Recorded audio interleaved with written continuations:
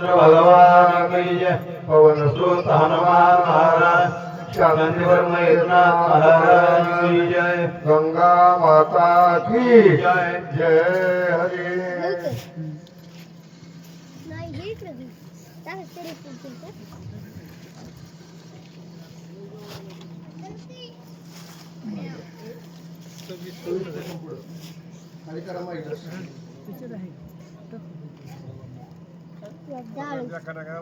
रजतर वाक्य वृक्ष केलास तरी रावणे प्रद्युम्न त्रिपुरारी शारदा सुमन सुगंध भारी अशोक माझारी रंत वृक्ष. श्री गणेशाला वंदन नाथ माऊलीच्या चरणी नतमस्तक. ऐकणारे सर्व श्रोते मंडळी, माता माऊल्या सर्व या ठिकाणी गुणवंत ज्ञानवंत यांच्या चरणाशी नतमस्तक होऊन कथेचं अनुसंधान नाथ माऊली ऐकणाऱ्या श्रोते मंडळीला परिहार देतात. प्रभू रामचंद्राचा भक्त अशोक वनाच्या ठिकाणी पोहोचलेला आहे आणि अशोकाच्या ठिकाणी शोक ज्या ठिकाणी आहे त्याला अशोक म्हणायचं आणि तो अशोक वन त्या हनुमंतरायाने पाहिलं आणि त्या ठिकाणच्या वृक्षाची शोभा फळाची शोभा नाथमाऊलीने वर्णन केली आणि त्याच्यामध्ये कुठले आणले होते तर कैलासाहून ज्या ठिकाणी शंकराचं त्या ठिकाणी रहस्य आहे आणि त्या शंकराच्या त्या ठिकाणी परदेशामधून राजा रावणानं त्या ठिकाणचे वृक्ष आपला गुरु असणारा शंकर आहे आणि शंकराकडे त्या ठिकाणी मागणी केलेली आणि त्या ठिकाणचे असणारे सर्व वृक्ष सुशोभित फळाचे फुलाचे आणि तरुवर असे सर्व वृक्ष त्या ठिकाणी राजा रावणानं आणलेले आणि ते रहस्य अशोक वनाच्या ठिकाणी आहे याचं निरूपण नाथ माऊली आपणा श्रोत्याला करतात. सुगंधनी कुबेरनगरी सुमन वृक्ष नाना परी सुगंध नामय अंबरी अशोक माझारी रावणानी. अहो नुसतं कैलास नाहीये, कुबेराची नगरी आहे. कुबेराची नगरी काय केली विभागली म्हणजे तिचा उद्ध्वस्त केला. त्या ठिकाणचं राज्य प्रस्थापित राजा रावणानं केलं आणि त्या नगरीमधले फुलाचे जे झाड होते ते झाड राजा रावणानं तिथले घेतले आणि आपल्या नगरीमध्ये आणले आणि आपल्या अशोक वनाची शोभा त्या लंकेच्या राजा रावणानं वाढवलेली आहे असं नाथमाऊली बोलतात.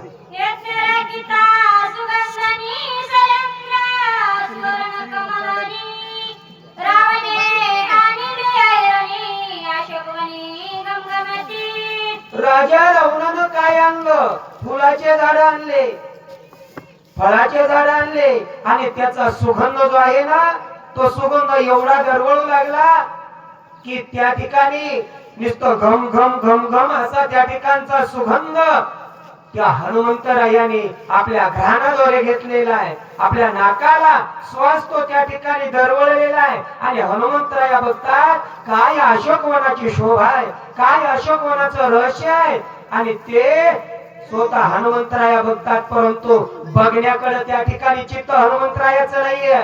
फक्त हे आपल्यासाठी सांगतात का तर आपलं लक्ष विचलित होतं कशाकडे खाण्याच्या पदार्थाकडे.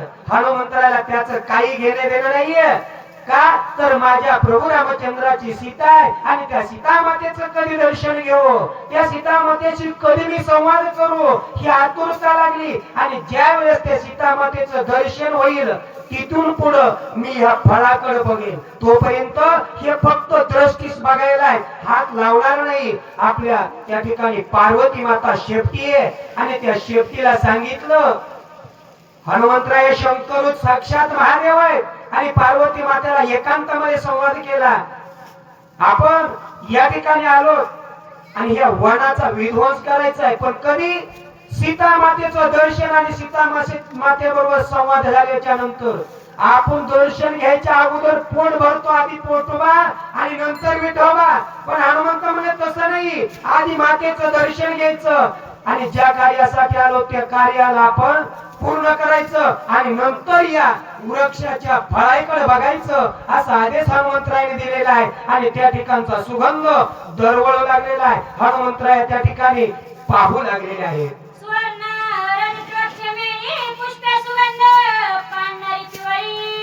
फळे स्वादिष्ट चविया गळी बिदरत्ना वळीत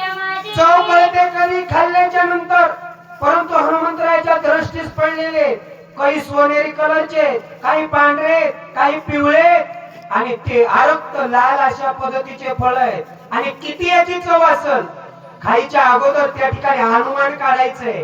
परंतु हनुमंतरायाने त्याला हात लावलेला नाही, त्याचा स्वाद पाहिलेला नाही, त्याची चव पाहिलेली नाही, परंतु त्याच्या दिसण्यावरून याची चव किती भारी असेल असं मनामध्ये हनुमंतरायाच्या येतो. कुणासाठी? आपल्या सारख्याला सांगण्यासाठी.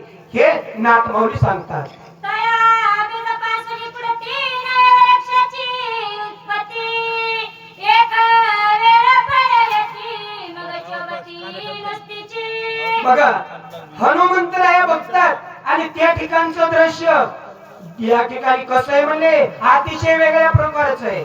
अशोकवन म्हणजे अहो आपण एखादी नर्सरी बनवली तर त्या ठिकाणी किती शोभा वाटते.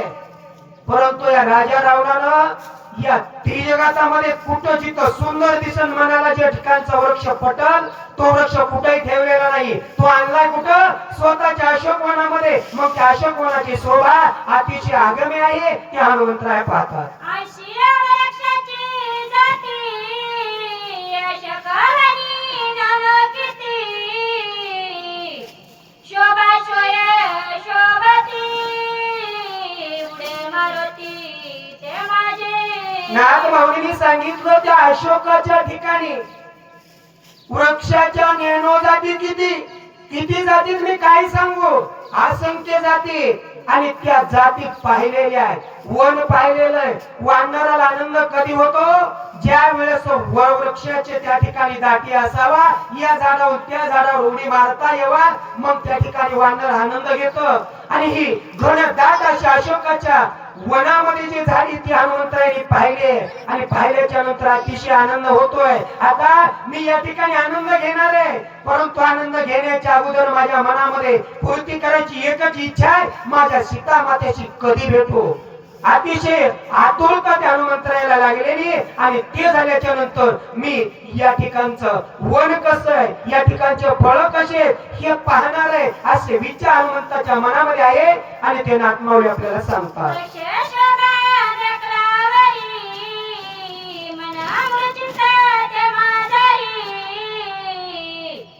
दृष्टी जाणवली विसरे बाहेरी सुगंधरी द्रांते. बघा हनुमंतरायाचं नाक आहे आणि नाक दृष्टीनं झाड पाहतात आणि त्या ठिकाणचा येणारा सुगंध नाकानं घेतात. हे त्या ठिकाणी हनुमंतरायाची वृत्ती झाली का सीता माता अशोकवनाच्या ठिकाणी या आनंदाच्या परिसरामध्ये राजा रावणाने ठेवलेले आहे. आणि सीता मातेच्या सहवासानं या ठिकाणी किती शोभा वाढते आहे. आणि ते हनुमंतराया पाहतात. काय आश्चर्य आहे असं त्या ठिकाणी हनुमंतरायाच्या मनामध्ये विचार येतो. आशिया वृक्षी जाण गदा पाणी विरधारुण, राक्षस ठेविले रक्षण पाहे कोण तयांकडे. नाथमाऊलींनी सांगितलं एवढं सुशोभित असं अशोकवन आहे. आणि त्या अशोकवनाला आपण साधा बाग लावला तर त्या ठिकाणी राखणदार ठेवतो. आणि राजा रावणाच्या अशोकवनाची एवढी शोभा नाथमाऊलींनी सांगितली, मग त्या ठिकाणी काय मोकार असेल का? नाही. त्या ठिकाणी राजा रावणानं इतका बंदोबस्त ठेवलेला होता, कडक बंदोबस्त. त्या ठिकाणी कुणालाही शिरकाव करण्याजोगं ठिकाण नव्हतं. आणि अशा पद्धतीचं रक्षोगण त्या ठिकाणी राजा रावणानं खडा पहारा उभा केलेला होता.